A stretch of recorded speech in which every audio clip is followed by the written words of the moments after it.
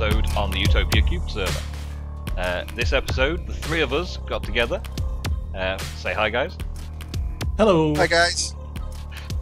And we've decided to do a bit of playing around with the advanced genetics and mutant creatures mods before they get taken out of the Utopia Modpack. So we're here over in the Void Age, where Sunshine Labs is going to play host to a little mini game. Akko going down there. Got a little present for you first, Akko, so you don't have to get too much fuel use. Have you seen how to inject those? I have not. What do I do? Find the vein. Find the vein. Right click until it's all fully stretched. Take your pants off, bend over, and inject. I was going to go into the groin. What? And then when you release, you should have no blood left in the syringe. A little press until there's no blood left. Hold right click for a few seconds. You'll see it like a bow shot, and then when you let go, it'll go in. I'm mainlining it into my eyeball. Okay, you should be able to let go now. Right? And cool, now I'm tripping a bit. And now you've got it. Then you do the same again to draw the blood back into the syringe and toss the syringe back to me.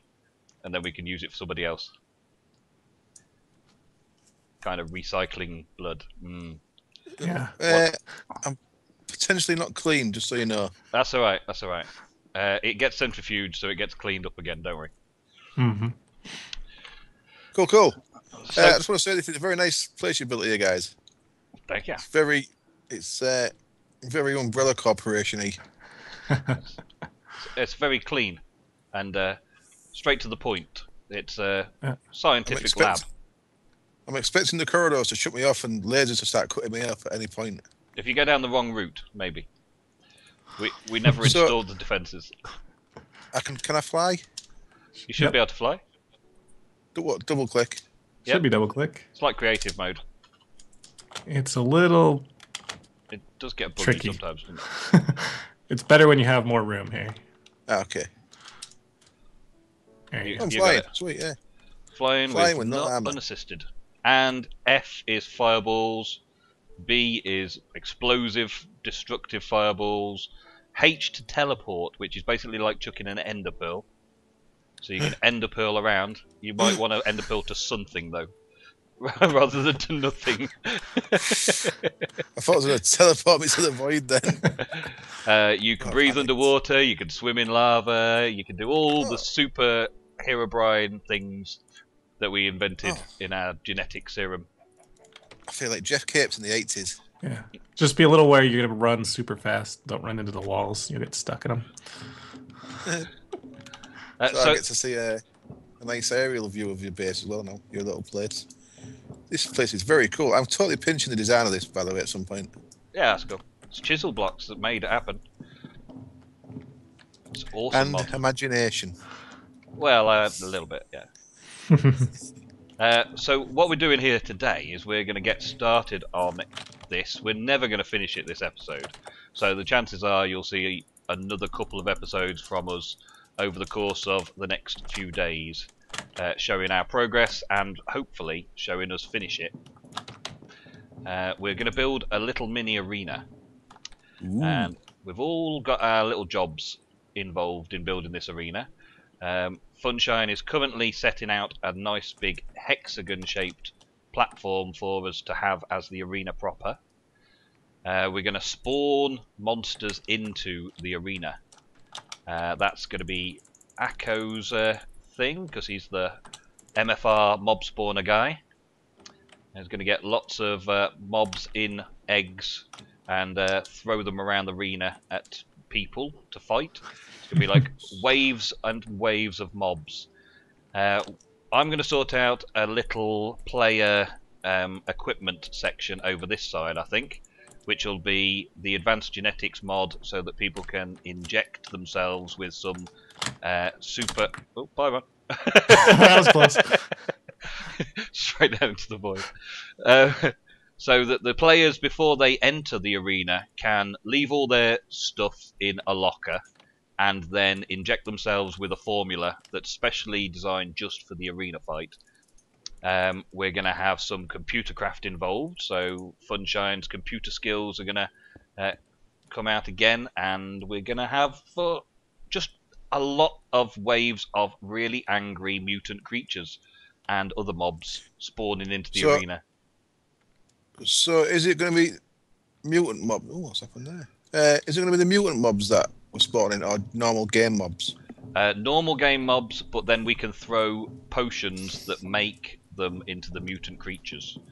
Rather than spawning mutant creatures in, I think we throw in normal creatures, and then maybe, this is an idea I've just had, right? So bear with me, get it on camera. We throw normal mobs into this arena, and then at random times during the game, during the fight, we rain those potions that mutate those creatures into mutant creatures. So the players will have to destroy a wave quickly, otherwise some of the wave may turn into mutants halfway through before the next wave starts. Does this all want to be factory blocks, Ron? Yeah, I'm gonna use a Thaumcraft later. I don't know what I'm gonna make it out of. That was it. Is that a key binding problem? Yeah. With Wand of Equal Training. Wand focus. Lighting my arena on fire already, are you? Yeah. How do I get my oops. There we go. I should get myself one of those building ones out, really, shouldn't I? There's like 30 of them in your inventory. Yeah. I just don't use them for some reason. I don't know.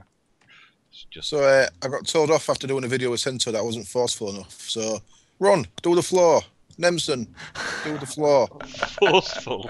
Who complained about you not being forceful enough? Were you... Rorax. Were you supposed to be keeping Sento and Nicholas in line? Sento took over. I just said I was in charge off camera, so it's all right. We need a lot of these blocks, aren't we? We're making a Thunderdome. A hexagonal Thunderdome, yeah. Sweet. We'll do some cool chisel glass and stuff like that, if you can figure out what glass to use. I've always wanted a Thunderdome in my garden. Like proper Mad Max Thunderdome in your garden. Yeah, there's a lot of people in the street where I could grab and chuck them in the Thunderdome and make them fight their way out. Tell them, we got it. I'll make about 1,000 of these then. Sounds good. Blocks. I bought 256 and it didn't touch the sides. So. Yeah. I actually like the cool little effect it's making. There we go. Follow them and then back we go. My hexagon's not quite a hexagon. That was pretty pathetic. So, for the viewers, this is to celebrate the change of the bundles, if that's correct, isn't it? Well, yeah, that's something to do with it. This is just for having a fight as well, really. Just something to play with. But the adventure bundles are going to start coming in. Just as this advanced genetics mod and the mutant creatures mod is leaving the pack. So it's also a good place where we can celebrate these two mods, the mutant creatures and advanced genetics, and all their time that they've had in the pack so far, with combining all of the knowledge we've found out about them into one cool little mini game. Which is why we're doing it in this void age, so that we can just save it somewhere when we're done, rather than it being deleted forever and the blocks disappearing. So we may get these mods back in the future. Yeah, we may do. It's been done. We've done it, but there's no saying that somebody like yourself, Akko, who hasn't actually touched on it much, might want to do it with something in the future. Yeah, I've not touched advanced genetics at all, and I'd like to. Yeah, I haven't found time to get round to it. You've got it in your monster pack, though, haven't you? Yes. So you'll be able to do it on your Feed the Beast monster. I shall be. Yes, I think I'm going to do it in there as my mode of flight. I think. Yeah. I'm gonna go crazy and have all this explosive stuff and that. No. Yeah, we tried to completely explore it, didn't we? Just so that we could at least write it off as, yeah, that's completed that mod. That's done. Yep. I've run out of blocks again already. Wow. Right then, so I think because there's not a lot for me to do just yet, I'm gonna cut here on my bit of the recording, and I'll come back when I've got something to do. Good plan. Back in a bit. We're going to need one of those builder's blocks that makes a dome, aren't we? Or have you got an idea for how to make a dome yourself? I can go get one of them. I'll go, man. Yeah, that would be cool. Because we can just place that in the middle and then just have a dome and make the dome from that. Because we haven't used that in much episode-wise, have we? No. Not at all. There's another mod that is being included in the next next update, which I'm keen to get to grips with as well. The Schematica mod, which allows you to bring in basically like world edit schematic files into your Minecraft, and it does what that builder's block's about to show us doing. Shows you a phantom build. Nice. And then you can follow the basic diagram, basically. You can also take a schematic of in-game builds. So, say you built something like an intricate piece of redstone work or a bit of a farm, factory thing, whatever it was. You could basically take a copy of it, a schematic of that build, and then move it next to it and tile it, and then redo it again without having to remember where all the blocks went. Nice. Actually got it in there for the Age of Steam, so that we can take some really cool builds from maybe our subscribers and our viewers could provide us with some cool builds that would look cool in the Age of Steam, some steampunk style stuff for the Age of Steam, and then we can build them in game and give them the credit for designing it in the first place. That'd be really cool. There's a lot of really cool steampunk style maps and world saves and stuff out there, and we can use those schematics and put them into our Age of Steam to have really cool things built really quickly, as well as doing our own personal thing, our own design. Is that just a 1.6 mod? Yes, I think it is at the minute. Yeah. So I can't copy my Titan. Well, you could copy the Titan without all the gubbins inside it. You would probably have to load the map up, load your world save up into 1.6. Yeah.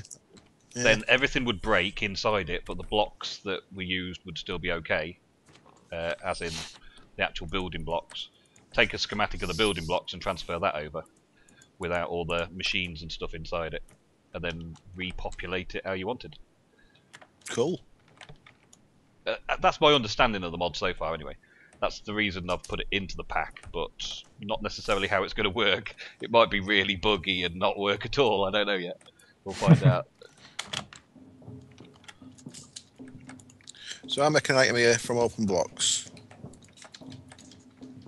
called a building guard. Well, I never knew it was that easy. 8 bits of glass around a stick, around a torch. Really, that easy, isn't it? That's crazy. Yeah.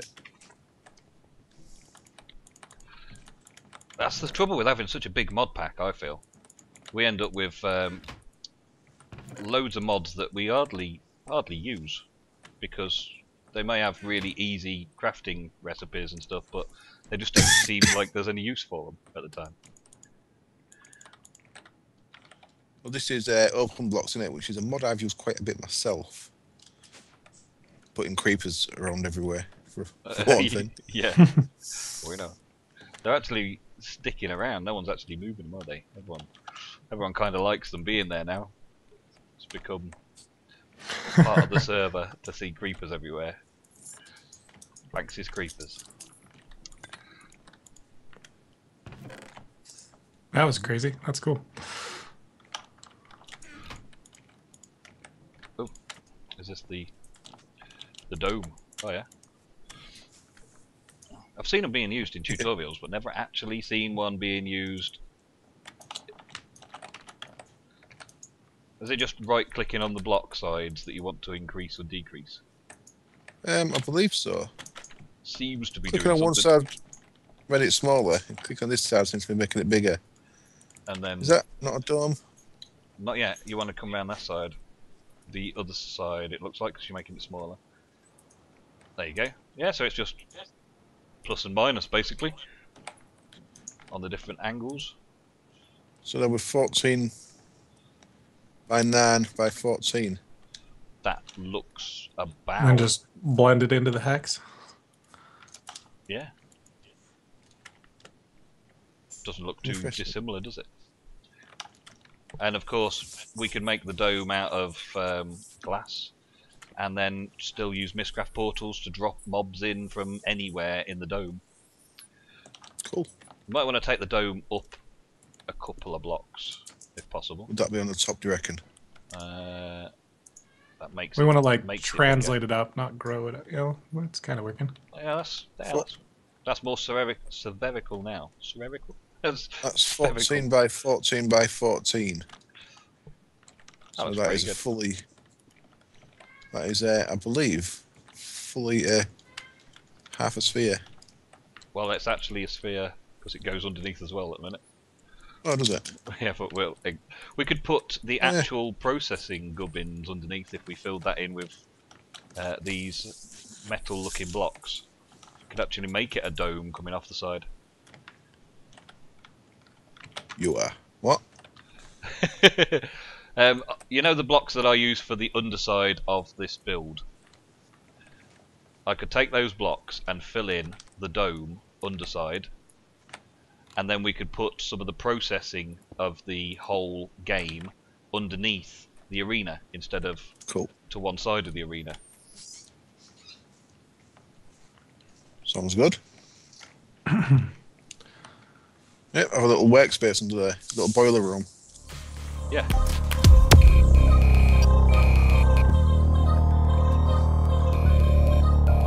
So here we are at the Thunderdome. Many hours of work later, and we have the Thunderdome. Akko did this awesome text using what's it called? Binny's mod extra trees paneling. Spent quite a while getting that set up, and it looks awesome. He set it all up on iron backing. Look, iron blocks for backing for some reason. He's a very rich man on the server. And I came along and I filled in with snow to give it a big, nice white paneling, and then put the load of lights on, and I also put the trim around the edge to give it a big sign feel to it over the top, sort of in keeping with how our genetics lab is formed. I also have put a little timer on, so it will flick about a bit as the timer goes round. I can turn the timer up and make it flash a bit better, but it's a bit laggy frame rate wise. It does a lot of things per second, per tick and all that.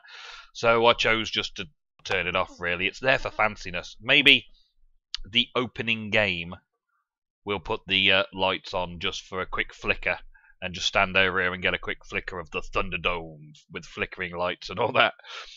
Then we're going to have to wait until fairly dark times as well, because we've got a sun, and we're on about spawning mobs in there, and this didn't really occur to us until after we'd built the dome out of glass. We're planning on putting vanilla mobs and stuff in here, and they're just going to burn in the sunlight. So, yeah, that's a problem, I think. Yeah. Now, the team, that is Funshine, me, and Akko. Funshine's dealing with all the computer craft related stuff, and he's got a program in here called the Thunderdome, and a little touchscreen monitor here to stop the game, start the game, and all that sort of stuff. And it's connected up via rednet cables to all sorts of stuff, pretty extensively set up. But Funshine's got a video out on his channel showing exactly what he's doing on that.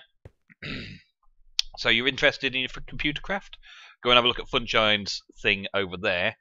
Akko, is dealing with the spawning of the mobs, and it looks like he's made some sweet progress down here. It's pushing me to one side. We've got the Mine Factory Reloaded spawners. Akko's put all those in, and he's got these to push the mobs into there. Yep, I'm not going in there. So any mobs that spawn in these areas will get sucked into the portal and fall into the portal. Ron Funshine has also got a little setup going with a turtle at the back there to do 2 random portals. So we've got the second portal. There's a turtle just behind this block here, and that turtle's doing a switcheroo with books. So there's 3 spawn locations that this first square, should I say, portal will send mobs into, randomly assigning one of 3 locations. And if in the meantime, between it changing from one book to the next, we've got a spare portal down there. Funshine came up with this awesome idea for how to get all the mobs into the arena, Mistcraft portals, and Akko is dealing with all the auto spawning and all that sort of stuff. What I'm doing is I've sort of been supervising the overall project and also doing a lot of the build work to get this the Thunderdome built. So I've built this lower section, as you'll see from the clip, and that's now housing all the machinery and the actual gubbings and stuff. I'm also sorting out the AE and color coding all of the rednet cables to organize everything as it's going to happen in the game. So round by round, wave by wave, what's going to switch on and which switch off. So yeah, the general idea that I've got at the minute, right, I'm just going to talk you through it. And then I'm going to start messing around with some more stuff again off camera, and when we come back we'll probably just go over the things that we've done and probably do a bit of a test run. Me, Akko and Funshine will have a go at it, see how tough it is. The overall thing, right, the whole of this floor, we've got drawbridges in from Tinker's Construct, and drawbridges obviously can push up whatever's in this slot. So at the minute, Funshine's done fences in there just to test it. Yeah, you can also make these drawbridges look like another block. So in this case, I've color coded them to go along with the Mine Factory Reloaded rednet color coding for the Computercraft to work, just while we plan out where everything's going. And I think we've just about got the right sort of layout. So the floor pattern itself, the floor design, I can now change around and change all of these drawbridges to look like whatever I want it to look like within the pattern of the floor, within the design of the floor. So for now, let's imagine we've got 10 waves. Okay, so the computer will set wave 1, and up on this big computer monitor up here, wave 1 will appear. And just as an example, this might not be how I end up setting it all up. Some things are impractical. I'm just coming up with a concept, and Funshine's going to program it all, and Akko's going to make sure that the mob spawners are working. So, concept-wise, wave 1. Green is closed, so green is turned on, I guess that would be. So, the obsidian wall comes up here and fills this gap. So, nothing can get out of here, and nothing can get into there because there's a wall there. Also, whatever exists in these blocks, forming this little mini green room, as it were, will also be extended. So this will be a little point where mobs can't get to. There'll be nothing coming from the green room. There'll be nothing in the green room. However, we have got a few things that might come up and spike you. Let's say green is closed off, and blue is closed off, right? And the way those portals working down there, the 3 books, basically, mobs that spawn will fall into the portal and potentially go to blue, or potentially go to green, or potentially go to red. They're the different spawning platforms. So, when green's up, all of the spawned mobs will just sit in there and they won't be able to go anywhere. They won't be able to get involved in the fight, so the players won't be worried about that green area because those mobs aren't attacking them. And if we also, on wave 1, closed up blue, gave blue this nice little area as well, blue mobs would not be attacking either on wave 1. So the mobs would be coming from red and red only. So mobs would be spawning in red, or mobs would be spawning in the center, which is sort of the default for when there's nothing spawning in between. So let's say wave 1, they've got greens up and blues up. So the players who are fighting will have like a little doorway that they'll be able to fight through. Fighting. And they'll be able to come out to this controller, and I've got 3 chests down there for provisions. Let me just show you, just quickly. And those are also color-coded. So this little AE system here, I've got some dark cable, which is color-coded. So that dark cable is color-coded green, and hits this chest, which has steak in it. Just for now. It might be potions or swords or anything like that. It might be upgrades on armor. I don't know yet. We've got 1 dark cable that leads to red, and the red currently has golden apples in. Yeah, might have healing potions and things like that. And there's another one here that's set up on blue, so it would be blue. So while green and blue are up, that means that potentially this dark cable and that dark cable will also be turned off. So players will only be able to access what's in the red chest. Right? Bear with me with that. That's a work in progress. I don't know exactly what I'm going to put in the chest yet. So, wave 1. They can't. The mobs can't get out of green. The mobs can't get out of blue. These green and blue walls will be up for helping the players have some sort of defense, and red will be open, so mobs will be coming out of red, and they'll be able to access this terminal and get into the red chest. Okay, wave 1. These other platforms that I've got, all these other drawbridges, are just going to be sort of random stuff going on, which the computer program should be able to program them on a different color, like grey, for instance. Right? So the Mine Factory Reloaded rednet cables will be set up on grey, and the computer craft program will just go randomize colours, greys on, greys off, blue, cyan blues on, cyan blues off, greys back on, cyan blues back on, then greys off, and cyan blues still on, and grey comes back on, and pink comes on, and all that sort of randomized things shooting up from the drawbridges. Got some ideas for things to put in drawbridges just to experiment with, to see what we can do.